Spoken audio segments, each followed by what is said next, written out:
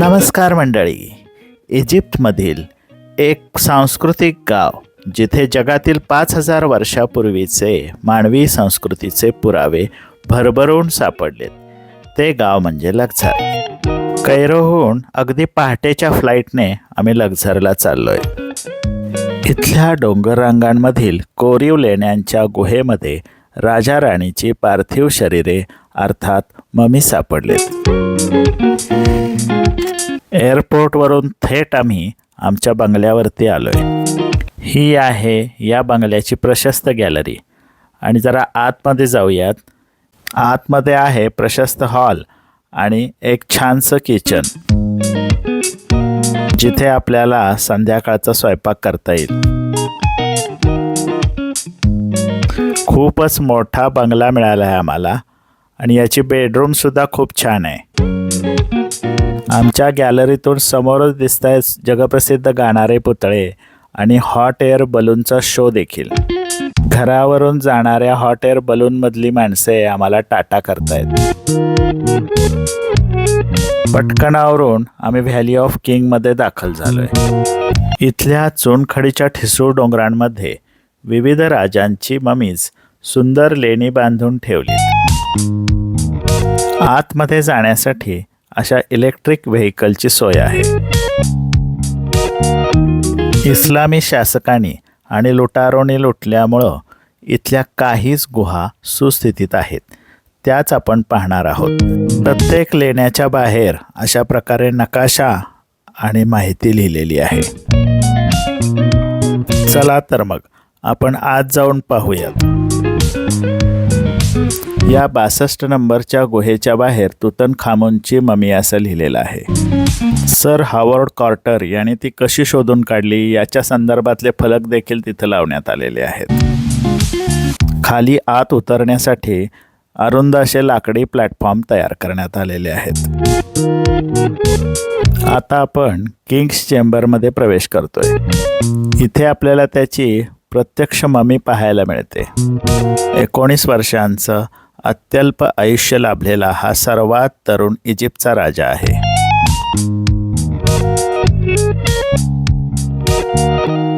तुतनखामेनच्या mummy शेजारीच तिथे त्याच्या आईची म्हणजे नेफरतितीची कबर आहे. या लेण्यांच्या अंतर्भागात मृत्यूनंतरचे आयुष्य आणि त्या संदर्भातल्या देवदेवतांचे चित्रीकरण केलेले आढळते. आता आपण 17 नंबरच्या गुहेत सेतीवन राजाची समाधी बघायला चाललोय. हे समाधी स्थळ जमिनीपासून सुमारे 200 ते 250 फूट खोल आहे. या राजाच्या काळात इजिप्तमध्ये फार सुबत्ता होती, त्यामुळे त्याची ही समाधी 7 कॉरिडॉर आणि 10 चेंबरशी मिळून अशी प्रशस्त बनवलेली आहे. मृत्यूनंतरच्या आयुष्यातील घडामोडींचे चित्रीकरण या भिंतीवर अगदी समग्रपणे केलेले आहे. गडद निळा रंग आणि सोनेरी छटा यांनी रंगवलेली ही चित्रे फार सुंदर आहेत. राजाचा आत्मा त्याचा स्वर्गापर्यंतचा प्रवास कसा करतो हे इथे सविस्तरपणे दाखवलेले आहे. हिंदू धर्मातील संकल्पना जसे की सूर्यदेव, गरुड देवता, सर्पदेवता यांचे चित्रीकरण इथे केलेले आढळते. त्यात आपल्यासारखेच गायीला अनन्यसाधारण महत्त्व आहे. किंग्स व्हॅली पाहिल्यानंतर आता आम्ही चाललोय क्वीन्स व्हॅली पाहायला. इथे राण्यांचे समाधी मंदिर आहेत. त्यात हॅटशेप सूट राणीचं मंदिर सर्वात फेमस आहे. इजिप्तमध्ये राजांना फॅरो असे म्हणतात. हॅटशेप सूट ही तुतमोस फॅरोची राणी होती. इजिप्तमध्ये राजा हा देवाचा अंश समजून त्याची मंदिरे केली जात. मंदिराच्या बाह्य बाजूला हॅटशेप सूट राणीचे सर्व पुतळे दिसतात. 18व्या राजघराण्यातील ही राणी इजिप्तमधील सर्वात यशस्वी राणी म्हणून ओळखली जाते. मूर्तिपूजेला आणि मंदिराला विरोध असणाऱ्या आक्रमकांनी हे उद्ध्वस्त केले असले तरी आज देखील हे खूप विलोभनीय दिसते. येथील गर्भगृहामध्ये आमुंद्रा म्हणजे इंद्रदेवाचे पुतळे होते.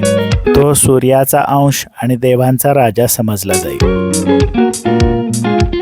हॅटशेपसूट राणीने हॅथर देवाच्या विशेष मूर्ती इथे निर्माण केल्या आहेत. हॅथर हा प्रेम, आनंद आणि प्रजोत्पत्तीचा देव आहे, सेम आपल्याकडील कामदेवासारखा. हिंदी हिंदी हिंदी. हिंदी शाहरुख खान कसे आहात तुम्ही? से है भी चांगले आहात का? लागून चांगले सांगले आहात आहात का? का लय भारी. लेबा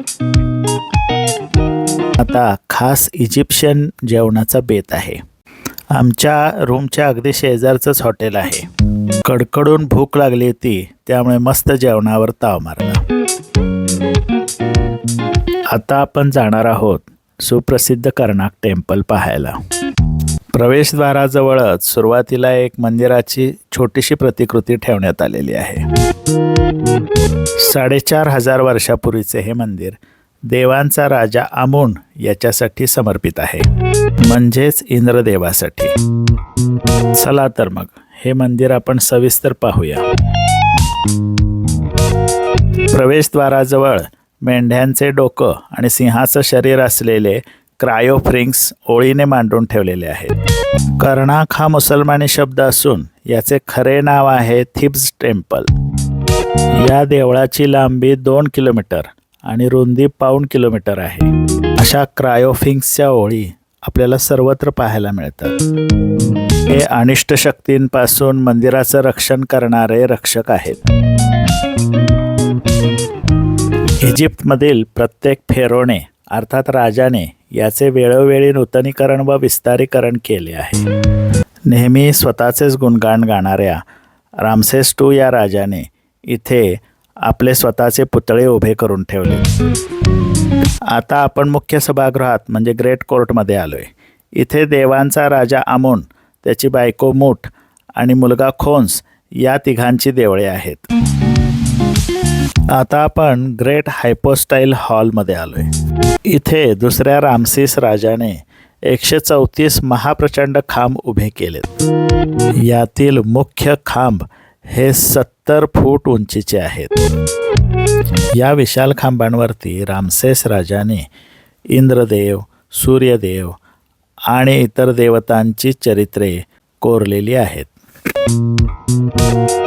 त्यावर कमळपुष्प व पपायरस पानांची नक्षी काढली आहे. आता समोर दिसतीये ती हॅटशेपसूट राणीची ओबेलिस्क. दुसऱ्या रामसेसने इथेही आपले पुतळे उभे केलेले दिसतात. इस्लामिक शासन काळात हे मंदिर उद्ध्वस्त केले असले तरी याची भव्यता आपल्या नजरेत भरते.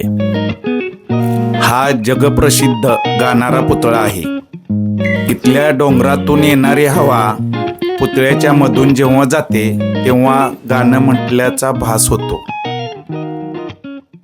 आपल्या इजिप्तायन सहलीच्या पुढील भागात आपण जाणार आहोत हॉट एअर बलूनची राईड करायला. तरी जगभ्रमंतीचे नवीन नवीन व्हिडिओ पाहण्यासाठी आमच्या चॅनेलला नक्की सबस्क्राईब करा. धन्यवाद.